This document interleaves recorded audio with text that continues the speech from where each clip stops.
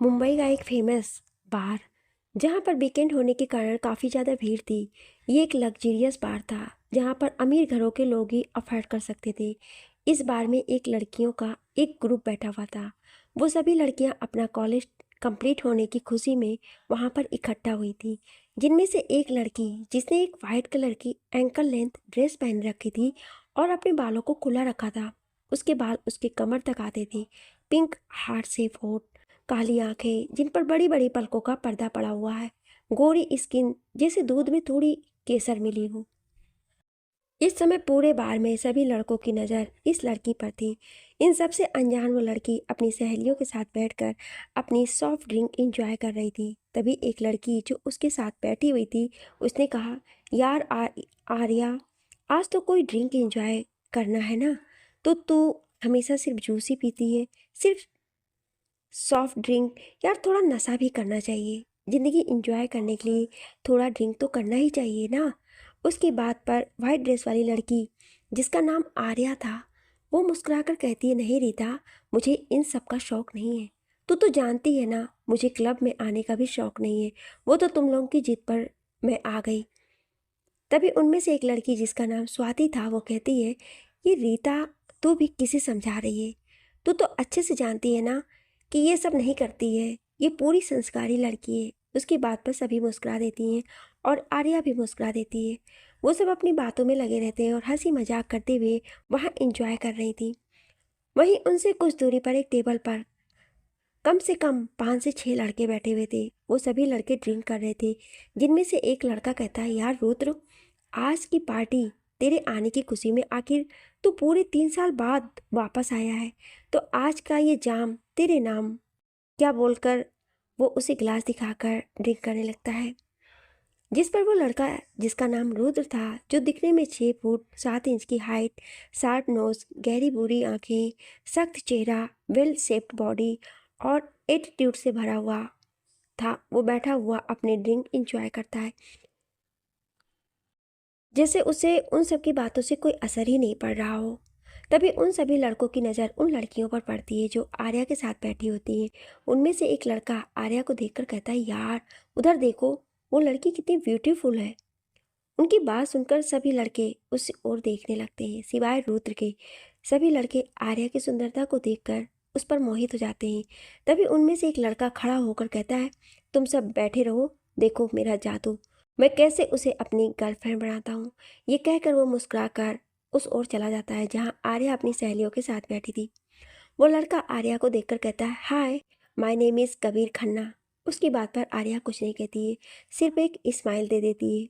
कबीर उसे ऊपर से नीचे देखकर कहता है, आपको देखकर मुझे स्ट्रांग फीलिंग आ रही है कि शायद हमारा कोई रिश्ता है, शायद हमारे बीच कोई कनेक्शन है। आपसे एक जुड़ाव महसूस होता है। आपको देखकर ही मुझे ये फीलिंग महसूस हुई और मैं आपके पास आया हूँ। आप इस बारे में क्या कहना चाहेंगी? उसकी बात पर आर्या मुस्कुराती है और खड़ी होकर कहती है, सही कहा आपने, मुझे भी आपको देखकर ऐसी कोई फीलिंग आ गई है। उसकी बात सुनकर कबीर अपने मन ही मन कहता है, ओह, ये तो बहुत जल्दी पट गई। मुझे तो लगा था कि थोड़ी और मेहनत करनी पड़ेगी, लेकिन कोई नहीं, जैसे भी पट जाए बस पट जाए, क्योंकि इसकी खूबसूरती देखकर तो मेरा दिल मचलने लगा है। कबीर मुस्कुराकर कहता है, तो बताइए ना, आपका दिल क्या कहता है? आखिर क्या कनेक्शन है हमारे बीच? आर्या बहुत ही प्यारी स्माइल करती है और कहती है, ये फीलिंग इसलिए आ रही है क्योंकि सच में हमारे बीच कनेक्शन है। और ये कनेक्शन ये है कि शायद पिछले जन्म में हम दोनों सगे भाई बहन थे। सच में भाई, आपको इस जन्म में देखकर मुझे दिल से खुशी हो रही है। जैसे ही कबीर ने उसकी बात सुनी, उसका चेहरा देखने लायक हो गया था। वो वहाँ बैठी सभी लड़कियाँ उस पर हंसने लगी, और यही नहीं, पास में बैठे कबीर के सारे दोस्त भी उस पर हंसने लगे। लेकिन जैसे ही रुद्र ने उसकी बात सुनी, वैसे ही उसकी नज़रें आर्या पर टिक गईं। रुद्र एकटक उसके चेहरे को देख रहा था। वो उसे देखकर लग रहा था शायद वो उसे जानता है, लेकिन फिर उसने उसे अपना वहम समझकर छोड़ दिया और अपना ड्रिंक इंजॉय करने लगा। लेकिन उसके दिलो दिमाग में इस समय सिर्फ और सिर्फ आर्या का चेहरा ही घूम रहा था। खैर, थोड़ी देर बाद वो लड़के भी आकर उन सभी के साथ बैठ जाते हैं और सभी एक साथ इंजॉय करने लगते हैं, जिनमें आर्या चुपचाप बैठी अपनी ड्रिंक इंजॉय कर रही थी। लेकिन तभी एक वेट्रेस आती है और वहाँ पर कुछ स्नैक्स रखने लगती है। वो वो बेड पर झुककर अपने एक घुटने के बल बैठी हुई थी। उसके घुटने फर्श पर लग रहे थे, जिससे उसे कुछ प्रॉब्लम हो रही थी। ये सिर्फ और सिर्फ आर्या को ही महसूस होता है। आर्या वहां रखे सोफे पर से एक कुशन उठाती है और वो धीरे से उस बेडरेस के घुटने के नीचे रख देती है।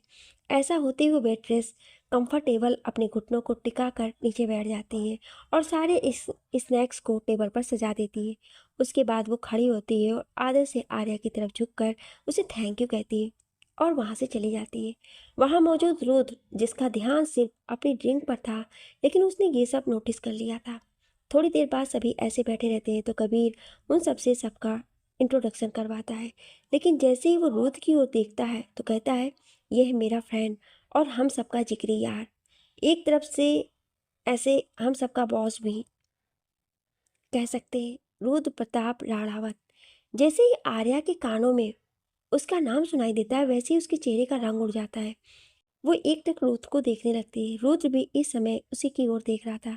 आर्या अपने मन में कहती है, इसका मतलब ये रुद्र प्रताप राणावत वही रुद्र प्रताप राणावत है जिससे मेरी शादी हुई थी 3 साल पहले, यानी कि ये मेरा हस्बैंड है। ये याद आते ही आर्या के चेहरे पर अलग ही भाव आ जाते हैं। उसके माथे पर पसीना आने लगता है। आर्या को समझ ही नहीं आ रहा था कि वो क्या करे। फिर उसे याद आता है कि रुद्र ने तो उसे आज तक देखा भी नहीं है, तो उसे पहचान नहीं सकता है। लेकिन अभी भी वो घबरा रही थी। तभी वो एक अनाउंसमेंट होती है। होस्ट आकर माइक में कहता है, आप सभी का हमारे क्लब में स्वागत है। उम्मीद है कि आप सभी इंजॉय कर रहे होंगे। आप सभी को ये बताते हुए मुझे बहुत खुशी हो रही है कि इस क्लब को खुले हुए पूरे 10 साल हो चुके हैं। इस खुशी में आज हम आप सभी के साथ इसे सेलिब्रेट करने के लिए लाए हैं। आप सब के लिए कुछ मज़ेदार गेम्स। उसकी इतना कहते ही चारों ओर तालियां गूंज उठती हैं। आर्या टीना से कहती है कि उसे अब घर जाना है, बहुत देर हो चुकी है। लेकिन टीना उससे कहती है, क्या यार, तू भी ना, एक तो पहली बार हमारे इतना इंसिस्ट करने पर तू यहाँ आई है और अब इतनी जल्दी जाने की बात कर रही है। उसकी बात पर एक लड़का जिसका नाम अंकित था, वो टीना से कहता है, पहली बार से क्या मतलब है। उसकी बात पर टीना कहती है, ये ना बड़ी ही अजीब, जहाँ सभी लड़कियों को ये disco party, night out, drink, ये सब पसंद है, वहीं ये महारानी इन सभी से दूर रहती है। उसकी बात को सुनकर रुद्र की नज़रें एक बार फिर आर्या पे चली जाती है। वो उसे बहुत गौर से देखने लगता है। तभी फिर होस्ट की आवाज़ आती है, हमारे पास आज यहाँ आए हुए सभी गेस्ट के नाम की लिस्ट है। आज जिसके नाम के साथ जिसका नाम आएगा वही होंगे हमारे पार्टी के सुप्ले, और उन्हें करना होगा डांस, और जो कपल इसमें जीतेगा उसे मिलेंगे हमारी तरफ से गिफ्ट्स। उसकी बात सुनकर सभी तालियां बजाने लगते हैं और होटिंग भी करने लगते हैं। होस्ट सभी का नाम बोलता है। सभी अपने अपने नाम वाले के साथ खड़े हो जाते हैं। लेकिन आर्या तब हैरान हो जाती है जब उसका नाम रुद्र के साथ आता है। आर्या के चेहरे पर पसीना फिर आ जाता है। तभी कबीर, जो कि रुद्र का दोस्त था, वो कहता है, हे ब्यूटीफुल, तुम मेरे साथ डांस करने आ जाओ। उसकी बात पर टीना कहती है, उसका नाम जिसके साथ आया है वो उसके साथ डांस करेगी कि तुम्हारे साथ। उसकी बात पर कबीर कहता है, वो क्या है ना, हम सभी जानते हैं कि रुद्र को इन सब में इंटरेस्ट नहीं है। वो कभी डांस, इसके आगे वो कुछ नहीं कह पाता है। क्योंकि सामने से रुद्र उठकर आर्या के पास आता है और उसके सामने अपना हाथ करके कहता है, चले। रुद्र के सभी दोस्त ये देखकर हैरान हो जाते हैं, लेकिन आर्या ने अपना हाथ नहीं दिया था। ये देखकर रुद्र की आंखें गहरी हो जाती हैं। वो अपना हाथ बढ़ाकर उसका हाथ पकड़ लेता है और उसे खींचते हुए स्टेज पर चला जाता है। ये सभी के लिए बहुत ही शॉकिंग था।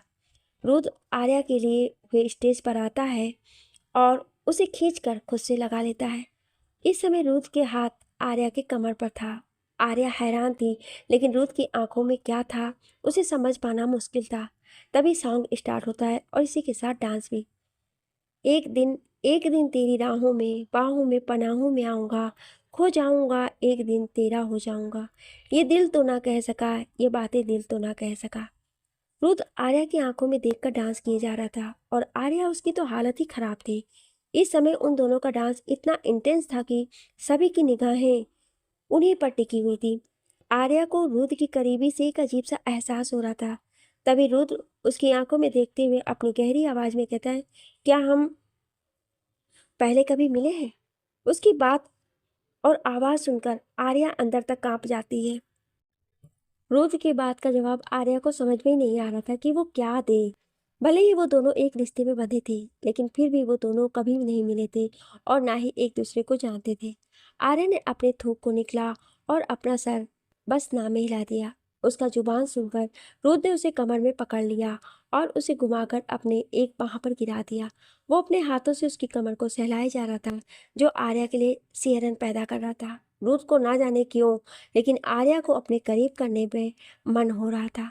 आज तक वो कभी भी किसी भी लड़की से इतना इफेक्ट नहीं हुआ था और ना ही अट्रैक्ट हुआ था, लेकिन ना जाने क्यों वो आर्या की ओर खींचा चला जा रहा था। रुद्र और आर्या के साथ जितने लोग भी डांस कर रहे थे, वो सभी लोग अब रुक चुके थे, क्योंकि उन सभी ने जब उन दोनों का डांस देखा तो खुद ही पीछे हट गए थे। सभी लोग तालियां बजा रहे थे, लेकिन रुद्र आर्या को छोड़ने को तैयार नहीं था। वो बस उसके चेहरे को इतने इंटेंस तरीके से देख रहा था जिसे वो कोई जाम हो, जिसे वो पीना चाहता हो। आर्या ने खुद को उसकी पकड़ से छुड़ाने की कोशिश की, लेकिन वो नाकामयाब रही। तभी उसने देखा कि रुद्र उसके होठों की ओर बढ़ रहा है। यह एहसास होते ही वो डर जाती है और उसे जोर से धक्का देकर खुद से दूर करके वहां से चली जाती है। रुद्र को उससे इस तरह से दूर जाना उसे पसंद नहीं आता है। उसका चेहरा गुस्से से भर जाता है और उनका चेहरा डरावना हो जाता है। रुद्र भी आर्या के पीछे जाने लगता है, लेकिन वो जा नहीं पाता है। उसके पहले ही उसके फ्रेंड्स उसे घेर लेते हैं, जिससे वो बाहर नहीं जा पाता है। तभी उसके पास होस्ट आता है और उसे कांग्रेचुलेट करता है, क्योंकि आर्या और रुद्र वो कंपटीशन जीत। लेकिन रुद्र वहां से निकल जाता है और इस बार उसे कोई रोक नहीं पाता है। रुद्र बाहर आकर अपने एक गार्ड को बुलाता है और उसे कहता है, आर्या इस नाम की लड़की आज इस क्लब में आई थी। उसने मेरे साथ डांस भी किया। मुझे कल के कल उसकी सारी इंफॉर्मेशन चाहिए, कैसे भी करके। ये बोल वो वहाँ से निकल जाता है। रुद्र खुद अपनी कार ड्राइव कर रहा था, हालांकि उसके आगे पीछे दो दो कारें चल रही थी जो उसके बॉडीगार्ड्स की ही थी। रुद्र की कार कुछ ही देर में एक विला के सामने रुकती है, जो विला दिखने में बहुत खूबसूरत था। उसके आसपास बहुत से आदमी उसकी सिक्योरिटी के लिए लगे हुए थे। रुद्र की कार बड़े से गेट से एंटर करती है। रुद्र कार से उतरकर सीधे अंदर चला जाता है। जैसे ही रुद्र अंदर जाता है, वहां पर उसे लकी उसका असिस्टेंट खड़ा दिखाई देता है। लकी को देखकर रुद्र बस इतना कहता है, क्या खबर है। लकी रुद्र की आवाज़ से ही समझ जाता है कि उसका मूड कुछ ठीक नहीं है, लेकिन उसे अपना काम तो करना ही था। उसने डरते हुए कहा, सर, मैडम को पता चल गया है कि आप वापस आ गए हैं, इसलिए वो आपको इंदौर वापस बुला रही हैं। लकी की बात सुनकर रुद्र कहता है, ठीक है, उनसे कह दो कि मैं 2 दिन में वापस आ जाऊंगा। ये बोल वो अपने कमरे में चला जाता है। उसके जाने के बाद लकी एक चैन की सांस लेता है। वहीं रुद्र सीधा अपने कमरे में चला जाता है। अपने कोट को निकालकर सोफे पर फेंक कर अपने कपड़े खोलते हुए बाथरूम में चला जाता है और शावर के नीचे अपनी आंखें बंद किए खड़ा था। उसके दिमाग में अभी सिर्फ और सिर्फ आर्या ही चल रही थी। उसने अपनी आंखें खोली और खुद से कहा, तुम वो पहली लड़की हो जिसने रुद्र प्रताप राणावत को सोचने पर मजबूर कर दिया है। आखिर ऐसा क्या है तुम में कि मैं तुम्हारे करीब जाने से, तुमसे अट्रैक्ट होने से खुद को रोक नहीं पाया। मुझे जानना है कि तुम हो कौन। वहीं दूसरी ओर आर्या अपने हॉस्टल में अपना सामान पैक कर रही थी। वो खुद से कहती है, वो अच्छा हुआ कि उसने मुझे पहचाना नहीं, नहीं तो ना जाने क्या होता।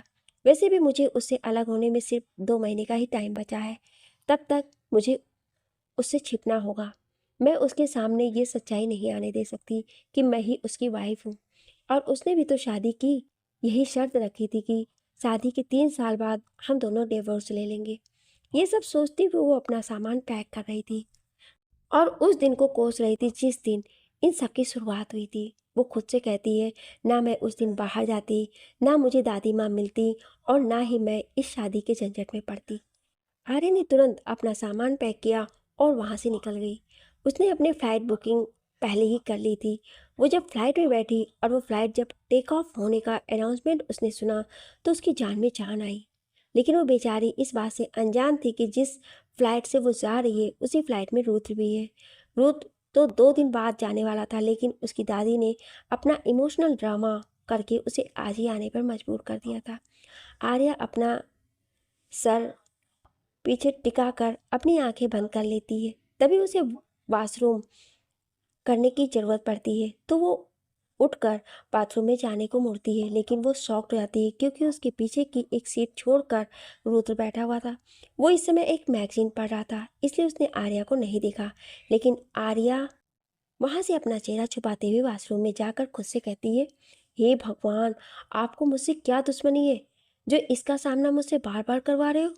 वो अपने नाखून चबाते हुए बार बार यही सोच रही थी कि अब क्या करे, लेकिन उसे कुछ भी समझ नहीं आता है। काफ़ी देर होने के बाद फ्लाइट अटेंडर के नॉक करने के बाद आर्या बाथरूम से बाहर आकर अपना चेहरा छुपाते हुए अपनी सीट पर बैठ जाती है।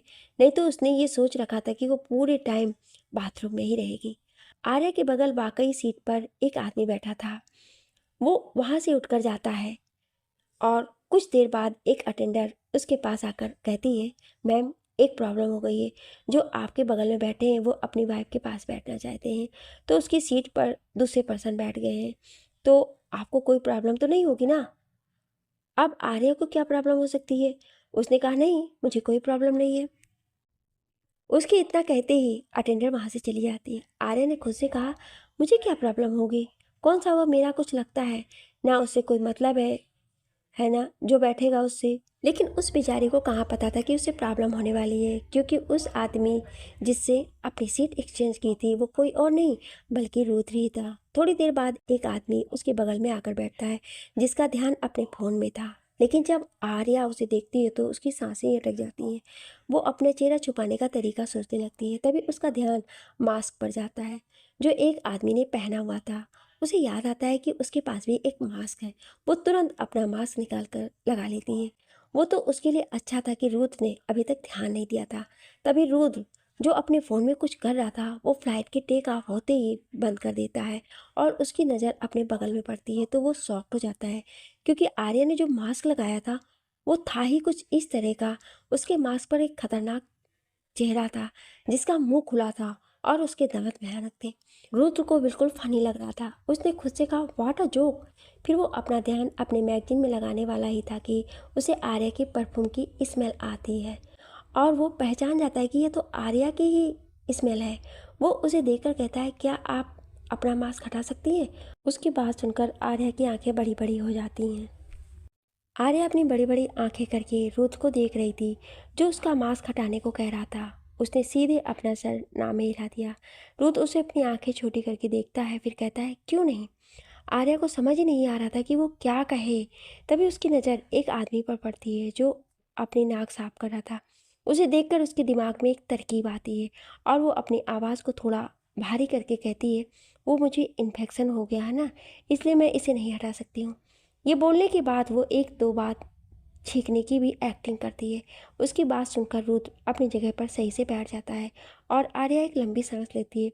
वैसे वो कितनी बड़ी मुसीबत से बच गई, लेकिन उसको क्या पता था कि उसकी मुसीबत तो अभी शुरू हुई है, क्योंकि अब तक रुद्र को कहीं ना कहीं ये लगने लगा था कि ये कोई और नहीं बल्कि आर्या ही है। खैर, थोड़ी देर बाद सभी के लिए स्नैक्स सर्व किया गया। आर्या को बहुत तेज़ भूख लगी थी क्योंकि उसने खाना नहीं खाया और अब अगर वो खाने के लिए अपना मांस हटाती है तो रुद्र उसे देख लेगा। अगर नहीं खाई तो उसके पेट में जो चूहे भूख की वजह से बाहर आने को तैयार थे। वो अभी ये सब सोच ही रही थी कि रुद्र अपनी जगह से उठ जाता है। आर्या देखती है कि वो वॉशरूम की ओर जा रहा है तो वो जल्दी से अपना मास्क हटाती है और जल्दी जल्दी खाने लगती है, लेकिन उसे अटक जाता है जिससे उसे खांसी आने लगती है। तभी उसके सामने एक जूस का गिलास आता है। वो जल्दी से उस गिलास को ले लेती है और पीने लगती है। तभी उसके कान में आवाज़ आती है। इतनी जल्दी क्या थी? जैसे ही आर्या उस आवाज़ को सुनती है उसकी आंखें बड़ी बड़ी हो जाती हैं, क्योंकि वो आवाज़ रुद्र की थी। आर्या अपना चेहरा उठाकर रुद्र को देखती है तो वो एक डेविल स्माइल लिए उसे ही देख रहा था, जैसे कह रहा हो, मुझसे छुपाना इतना आसान नहीं है। रुद्र उसके बगल में बैठ जाता है और कहता है, अब तो बता दो, अपना चेहरा क्यों छुपा रही थी और मुझसे क्यों छुप रही थी? उसकी बात पर आर्या कहती है, मैं आपसे कहाँ छुप रही थी और मैं क्यों छुपाने लगी? मैं तो आपको जानती भी नहीं। बस कुछ घंटे पहले ही तो हमारी एक मुलाकात हुई थी, उसकी वजह से मैं आपसे छुपने क्यों लगूंगी? रुद्र भी कहता है, एग्जैक्टली, मैं भी यही पूछना चाहता हूँ। आखिर अभी कुछ घंटे पहले ही तो हम मिले थे, उसके पहले हम एक दूसरे से बिल्कुल अनजान थे, फिर क्यों तुम मुझसे छुप रही हो? उसकी बात पर आर्या को समझ ही नहीं आ रहा था कि वो क्या कहे। तभी वो कहती है, मैं छुप कहाँ रही थी, मैंने बताया था ना कि मुझे इन्फेक्शन हो गया है, इसलिए मैंने ये मास्क पहना था। ये बोल वो स्माइल करने लगती है, फिर दूसरी ओर देखते हुए अपना खाना खाने लगती है। रुद्र बहुत ध्यान से उसे देख रहा था और समझने की कोशिश कर रहा था कि वो ऐसा क्यों कर रही है, क्योंकि वो समझ गया था कि वो इन्फेक्शन का बहाना बना रही है। लेकिन क्यों? वो उसकी ओर देख रहा था, ये बात आर्या भी महसूस कर रही थी, लेकिन वो इसे इग्नोर करने की कोशिश कर रही थी। तभी रुद्र ने कहा कि वो भी इंदौर की ही रहने वाली है। उसकी बात पर आर्या को समझ ही नहीं आता है कि वो क्या कहे। तभी वो उसकी ओर देखकर कहती है, आखिर आपकी प्रॉब्लम क्या है? आप क्यों मेरे बारे में जानना चाह रहे हैं? पहले मेरे मास्क के पीछे पड़े थे, अब मैं कहाँ की हूँ इसके पीछे। और आपने क्लब में भी ऐसा ही किया, बिना मेरी मर्जी के ज़बरदस्ती मुझे अपने साथ डांस के लिए ले गए। और उसके बाद अपने इसके आगे वो चुप हो जाती है। रुद्र भी उसकी बात सुनकर शांत हो जाता है, क्योंकि वो उसे क्या ही जवाब देता कि आखिर उसने ऐसा क्यों किया और वो क्यों उसे किस करने जा रहा था। इसलिए वो अपना ध्यान उसकी ओर से हटाकर अपना ध्यान अपनी मैगजीन में लगा लेता है। लेकिन उसके दिमाग में अभी भी आर्या आई थी। जब आर्या ने महसूस किया कि अब रुद्र का ध्यान उस पर नहीं है, तो वो मन ही मन बहुत खुश हुई। उसने खुद से कहा, चलो इसके सवालों से पीछा तो छूटा, बस किसी भी तरह से ये 2 महीने बीत जाए, फिर डाइवोर्स हो जाएगा, इससे मेरा हमेशा के लिए पीछा छूट जाएगा। फिर वो खुद से कहती है, आखिर मैं भी दुनिया की वो पहली लड़की हूँ जिसके हस्बैंड को ये नहीं पता कि उसकी वाइफ कौन है। आखिर शादी से पहले ही तो हमने डाइवोर्स साइन जो कर लिया था। ये सोचकर वो थोड़ा दुखी हो जाती है, लेकिन फिर भी वो खुद को समझा लेती है। आर्या को सभी एक मस्त मौली और बेपरवाह लड़की समझते थे, लेकिन कोई नहीं जानता था कि वो अंदर से कितनी अकेली है। उसकी ज़िंदगी में कहने को उसके पापा हैं, जिसे उससे कोई मतलब ही नहीं है। माँ तो कुछ साल पहले ही मर गई थी। एक सौतेली माँ और उसकी एक सौतेली बहन है जो उसके पीछे लगी रहती है, जिस वजह से वो घर छोड़कर उनसे अलग रहने लगी थी। फिर भी वो सब उसे परेशान करने का कोई मौका ढूंढ ही लेती थी। उन्हीं से पीछा छुड़ाने के लिए वो अपनी पढ़ाई को पूरा करने के लिए मुंबई चली गई थी, जहाँ वो उनसे दूर रहकर अपनी पढ़ाई में अपना ध्यान अच्छे से दे पाए। खैर, किसी तरह से उनकी प्लान 1.5 घंटे के बाद इंदौर लैंड कर गई। आर्या को लेने के लिए उसकी एक फ्रेंड आने वाली थी और रुद्र को लेने उसके गार्ड गाड़ी के साथ आए थे।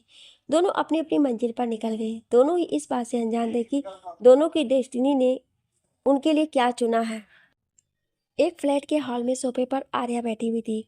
तभी उसके सामने एक चाय का कप आता है, जिसे वो अपने हाथों में लेती है और उसे पीकर कहती है, यार रिद्धि, सच बताऊं तो तेरे हाथ की चाय में जादू है। इसका एक घूंट पीते ही पूरी टेंशन दूर हो जाती है। उसकी बात पर रिद्धि, जो कि आर्या की बचपन की दोस्त है, वो कहती है, वो सब तो ठीक है, लेकिन मुझे ये बता कि तुझे टेंशन किस बात की थी। उसकी बात पर आर्या उसे रुद्र से उस क्लब में मिलने से लेकर आज तक की सारी बात उसे बता देती है। उसकी बात सुनकर रिद्धि कहती है, अगर ऐसा था तो तूने उसे बताया क्यों नहीं कि तू उसकी वाइफ है, जिससे उसकी शादी हुई थी। उसकी बात पर आर्या कहती है, नहीं, मैं उसे कभी नहीं बताऊंगी कि मैं ही उसकी वाइफ हूँ। और अब कोई फ़ायदा भी नहीं है, क्योंकि बस 2 महीने की ही तो बात है, फिर हम दोनों की शादी भी रद्द हो जाएगी। और वैसे भी मुझे ऐसे इंसान से कोई रिश्ता नहीं रखना है, जिसे शादी जैसे शब्द को एक मजाक बना दिया। उसने मुझसे शादी के लिए हाँ क्यों की थी, ये तो मुझे पता ही नहीं है। और रही बात उसकी अब तक की बातों का, तो वो सिर्फ मुझसे अट्रैक्ट हुआ है, जो शायद हर लड़की से हो जाता है। इसलिए मुझे बस डाइवोर्स का ही इंतज़ार है, ताकि मैं इस नाम के रिश्ते से आज़ाद हो जाऊं। रिद्धि कहती है, तेरे उस सो कॉल फैमिली का तू क्या करेगी? तुझे लगता है कि वो तुझे डिवोर्स लेने देंगे? आखिर तो उनके लिए सोने का अंडा देने वाली मुर्गी है, जिसकी वजह से उनका बिजनेस चल रहा है। नहीं तो ये बात सभी जानते हैं कि अगर राणावत ग्रुप उनसे अपना हाथ पीछे खींच ले, तो वो रातों रात दिवालिया हो जाए। उसकी बात पर आर्या कहती है, मुझे अब उनसे कोई लेना देना नहीं है, मुझे बस किसी भी तरह से अब डाइवोर्स लेना है, और इस बात की खबर किसी को भी नहीं होनी होगी। रिद्धि कहती है, और दादी माँ, उनका क्या? जब उन्हें पता चलेगा तो? उसकी बात पर आर्या कहती है, ये जिम्मेदारी मेरी नहीं है, उनको जवाब देने की रिस्पॉन्सिबिलिटी उनके पोते की है। और मैंने जिनके लिए इस शादी को हाँ किया था, वो अब नहीं है। उनके साथ मेरे दिल से इस शादी से जुड़ी रिस्पॉन्सिबिलिटी भी नहीं है। मुझे बस अब किसी भी तरह से अपनी माँ का सपना पूरा करना है, एक बेस्ट डिज़ाइनर बनना है और मैं वो बनकर रहूँगी। इसके लिए ही मैंने ये सब किया था और अब मुझे सिर्फ अपनी माँ और उनके सपने के लिए जीना है। ये सब कहते हुए आर्या के चेहरे पर एक मायूसी थी जिसे रिद्धि अच्छे से समझ सकती थी। खैर, उसने उस बात को वहीं छोड़कर दोनों ने कुछ खाया और सोने चली गई, क्योंकि दोनों ही बहुत थक गए थे। वहीं दूसरी ओर रुद्र की कार एक बहुत ही शानदार विला के सामने रुकती है। रुद्र की गाड़ी का दरवाजा एक आदमी आकर खोलता है, जिसमें से रुद्र पूरे एटीट्यूड के साथ बाहर आता है। वो अपनी आंखों से सेट को उतारकर अंदर जाता है, जहां उसे हॉल में एक औरत जिसकी उम्र यही कोई 70 साल के आसपास होगी, लेकिन वो दिखने में अभी सिर्फ 60 के आसपास लग रही थी। उस औरत ने एक बहुत ही कीमती साड़ी पहन रखी थी, आंखों पर गोल्डन फ्रेम का चश्मा और गले में सिर्फ मोतियों की माला थी। वो औरत जब रुद्र को देखती है तो उसके चेहरे पर एक मुस्कान आ जाती है। रुद्र जाकर उनका पैर छूता और कहता है, दादी आप कैसी हैं? उसकी बात सुनकर वो औरत मुस्कुराकर उसके सर पर हाथ फेरकर कहती है, तू आ गया, अब मैं बिल्कुल ठीक हो गई। रुद्र भी उनकी बात सुनकर मुस्कुरा देता है। दादी माँ रुद्र से कहती हैं वो जाकर फ्रेश हो जाए, फिर साथ में दोनों डिनर करेंगे। उनकी बात सुनकर रुद्र की आंखें छोटी हो जाती हैं। वो कहता है, दादी माँ रात के 1:30 बजने वाले हैं, आपने अब तक खाना नहीं खाया? उसकी बात पर दादी माँ कहती है, बेटा मैं 8 बजे कुछ खाया था, उसके बाद तेरा इंतजार करते हुए नींद नहीं लगी, तो फिर से भूख लगी, तो साथ में ही फिर से खाना खा लेते हैं। उनकी बात सुनकर रुद्र के चेहरे पर फिर से मुस्कान आ जाती है और वो हाँ में सिर हिलाता है और अपने कमरे में फ्रेश होने के लिए चला जाता है। रुद्र के जाते ही उसकी दादी माँ खुद से कहती है, अब तू आ गया है ना, अब देख मैं क्या करती हूँ, तुझे और मेरी बहू को किसी भी तरह करके मैं एक करके रहूँगी। तुझे नहीं पता, लेकिन मैं ये जान गई हूँ कि तूने शादी से पहले ही उसे 3 सालों का कॉन्ट्रैक्ट कर लिया था कि 3 साल बाद शादी अपने आप ही रद्द हो जाएगी। लेकिन मेरा भी वादा है कि मैं इस शादी को टूटने नहीं दूंगी, क्योंकि जानती हूँ तुझे सही सिर्फ वही लड़की कर सकती है। ये कहकर दादी माँ मुस्कुरा देती है और डाइनिंग टेबल की ओर चली जाती है। वहीं रुद्र अपने कमरे में बाथरूम में शावर के नीचे खड़ा था। उसके जहन में अभी भी आर्या ही चल रही थी। उसने खुद से ही कहा, आखिर तुम्हें देखकर ऐसा क्यों लगता है कि तुम कोई अपनी हो? क्यों तुमसे मुझे कुछ कनेक्शन फील होता है? आखिर कौन हो तुम? बस कल तक इंतजार करो, उसके बाद तुम्हारी सारी इन्फॉर्मेशन मेरे पास आ जाएगी और तुम कौन हो ये भी मैं जान जाऊंगा। ये बोलकर वो अपनी आंखें बंद करता है, लेकिन आंखें बंद करते ही उसके सामने आर्या का मुस्कुराता हुआ चेहरा आ जाता है। जब वो अपनी फ्रेंड के साथ बैठकर बातें करते हुए मुस्कुरा रही थी, जब वो उस वेट्रेस की हेल्प के लिए कुशन उसके पास देती है और प्लेन में उसकी बचकानी हरकतें और बेकार के बहाने, ये सब याद आते ही रुथ के चेहरे पर एक मुस्कान आ जाती है। वो खुद से ही कहता है, तो वो पहली लड़की हो जिसे रुद्र सिंह राणावत को अपने बारे में सोचने पर मजबूर कर दिया है। अब तो जानना ही होगा कि तुम कौन हो और तुम्हें मेरे दिलो दिमाग पर अपना कब्जा करने की सजा भी दूंगा। ये कहकर वो एक डेविल स्माइल करता है और थोड़ी देर बाद बाथरोब पहनकर बाहर आता है और घर के कपड़े पहनकर नीचे हॉल में डाइनिंग टेबल पर चला जाता है। अगले सुबह रुद्र तैयार होकर अपने ऑफिस निकल जाता है। जैसे ही वो अपने ऑफिस पहुंचता है, वैसे ही उसे देखकर वहां के सारे एम्प्लॉय डर जाते हैं, क्योंकि सभी को पता था कि रुद्र कैसा है, बस कुछ नए लोगों को छोड़कर। क्यों? लेकिन कुछ ही देर में उन्हें भी सबसे पता चल गया था कि रुद्र कैसा है। वो अपने केबिन में जाता है तो उसके बाहर ही उसे रोनित भी दिख जाता है, जिसके हाथों में एक फाइल थी। रुद्र अपने केबिन में जाकर रोनित से कहता है, काम हुआ?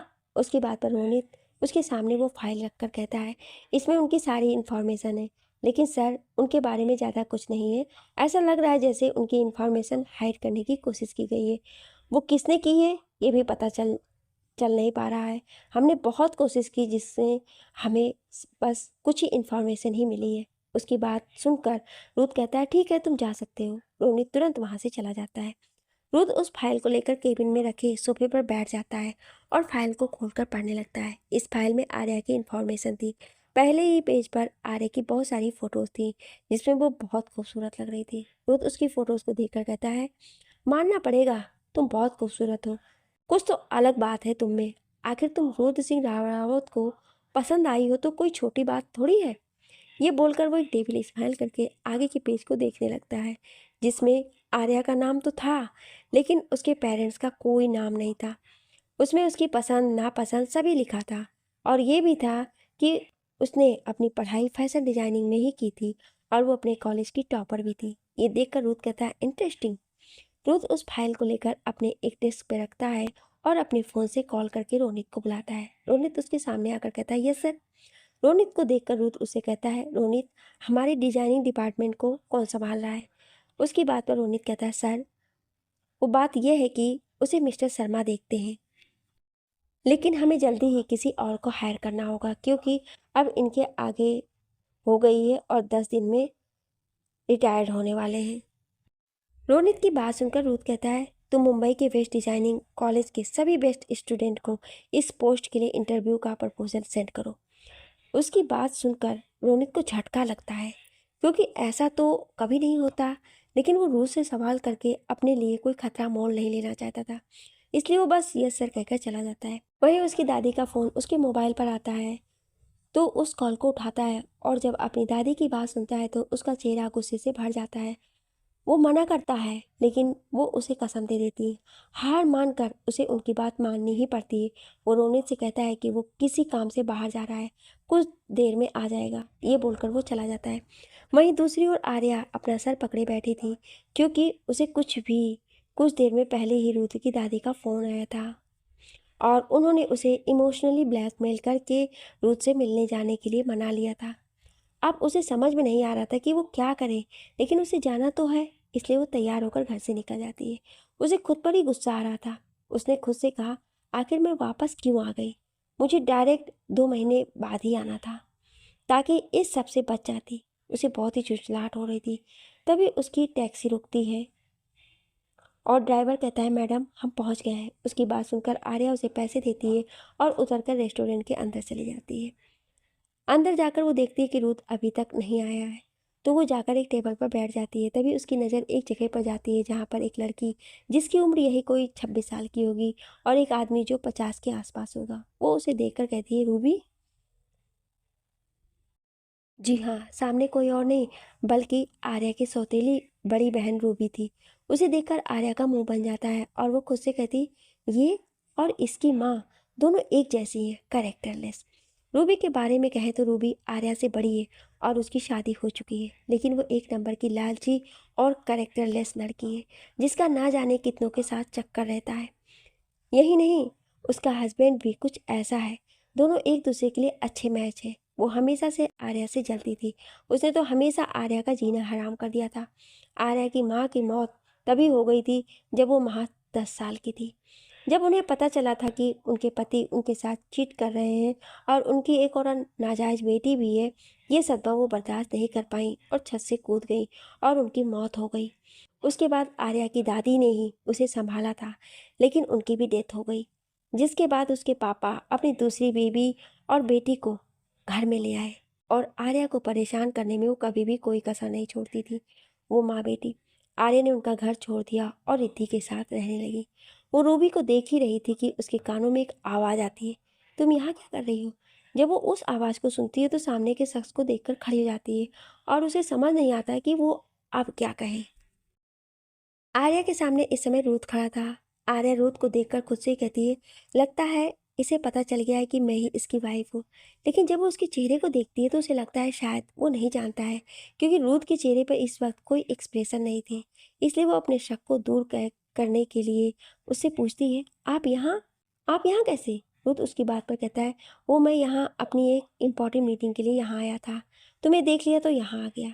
अब तुम यहाँ क्या कर रही हो? रुथ की बात सुनकर आर्या को यकीन हो जाता है कि रुथ अभी नहीं जानता है कि जिससे उसकी शादी हुई थी वो कोई और नहीं बल्कि वही है। इसलिए वो एक लंबी सांस लेती है। तभी रुथ कहता है तुमने बताया नहीं कि तुम यहाँ क्या कर रही हो। आर्या को समझ नहीं आता कि वो क्या कहे। रुथ उसकी ओर अभी भी देख रहा था। तभी आर्या को ख्याल आया और उसने कहा वो मैं आज एक ब्लाइंड डेट पर आई थी। Blind date? ये सुनकर रुथ की आंखें छोटी हो जाती हैं। फिर वो कहता है किसके साथ? आर्या को समझ नहीं आता है कि वो किसका नाम ले, तो वो कहती है वो मेरी फ्रेंड ने अरेंज की है, तो मुझे नहीं पता कि वो कौन है। उसकी बात सुनकर रुथ के चेहरे पर एक स्माइल आ जाती है और उसके सामने बैठ जाता है और कहता है मतलब मैं सही जगह पर हूँ। उसकी बात पर आर्या कहती क्या मतलब है आपका? तो रुद्र कहता है मैं भी यहाँ ब्लाइंड डेट पर ही आया हूँ। तो तुम्हारा वो ब्लाइंड डेट मैं ही हूँ?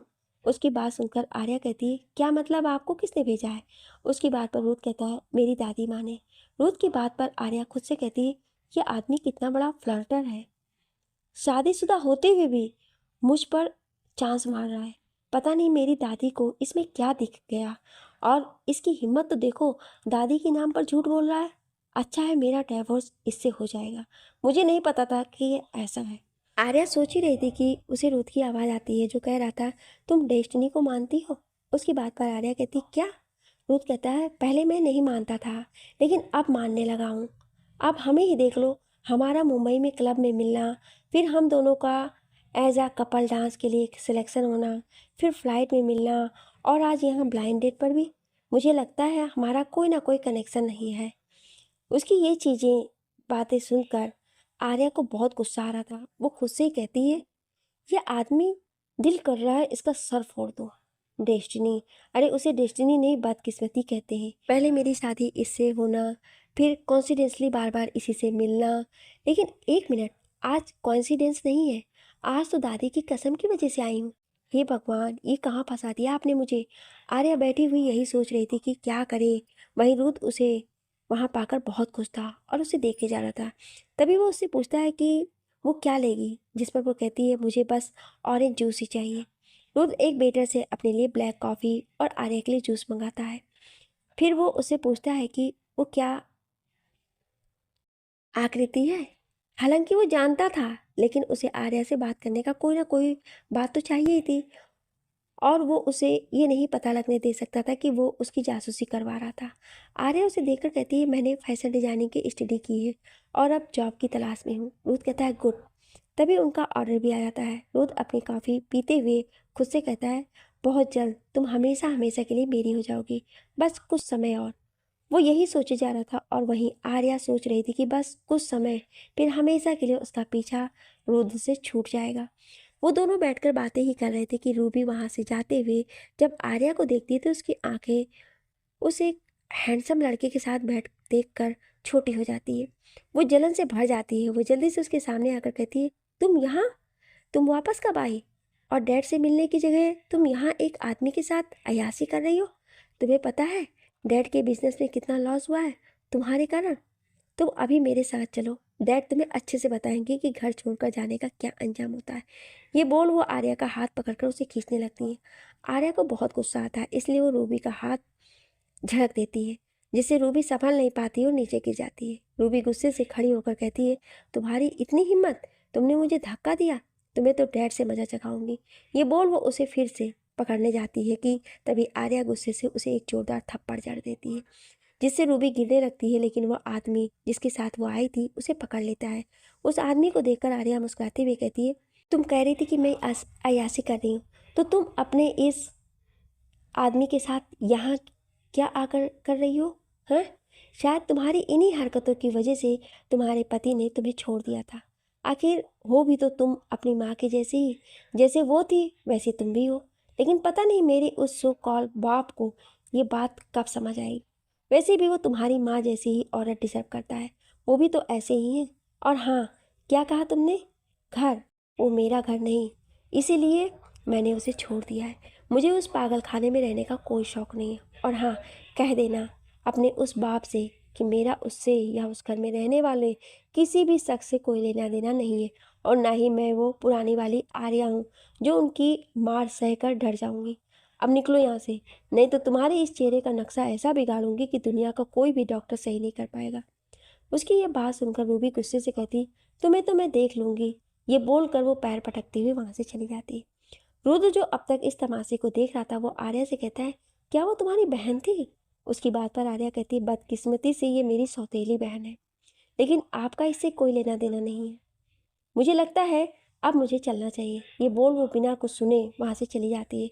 उसके जाने के बाद रोनित को फ़ोन करके यहाँ जो भी हुआ और रूबी और आर्या के रिलेशन के बारे में पूरी जानकारी निकालने को कहा और वहाँ से चला गया। वहीं दूसरी ओर रुद्र की दादी के सामने एक आदमी खड़ा था। उसने दादी को एक तस्वीर दिखाई जिसमें रुथ आर्या से बात कर रहा था। उसके एक्सप्रेशन से लग रहा था कि वो बहुत खुश है। वो तस्वीर देखकर दादी कहती है, लगता है इस नालायक को अब दिमाग आ गया है कि आर्या ही उसके लिए अच्छी है। अब मुझे किसी भी तरह इन्हें और पास लाना होगा। ये बोल वो कुछ सोचने लगती है। क्या रुथ को पता चल जाएगा कि आर्या ही उसकी वाइफ है जिससे वो डिवोर्स लेना चाहता है? क्या करेगी रूबी अब आर्या को परेशान करने के लिए? और दादी का आगे का प्लान क्या है होगा जानने के लिए सुनिए अगले भाग में। Thank you.